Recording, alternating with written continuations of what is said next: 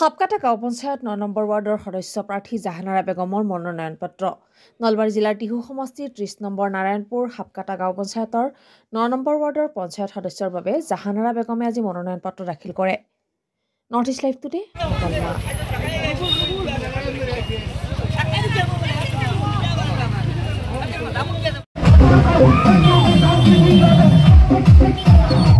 টিহু 40 নং টিহু সমষ্টিৰ 30 নং নাৰায়ণপুৰ হাপকাটা গাঁও পঞ্চায়তৰ 9 নং ওয়াৰ্ড 40 নম্বৰ বুথৰ পৰা আমাৰ মিস জাহানাৰা বেগমৰ ৰাইজৰ সমৰ্থিত প্ৰাৰ্থী হিচাপে নিৰ্দলীয় প্ৰাৰ্থী হিচাপে আমি ইয়াত আজি ব্লক অফিচত আহি নমিনেশ্যন দাখিল কৰিলো।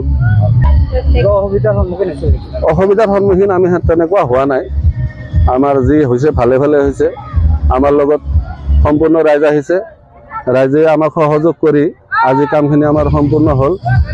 হয়তো আমাৰ 9 নং ৱাৰ্ডৰ যিখিনি হয়তো ভোটাৰ আছে তেখেতসকলক অনুৰোধ জনাইছোঁ যাতে মিস জাহানাৰা বেগমৰ লগত থাকি সহযোগ কৰি তেখেতক জয়যুক্ত কৰে।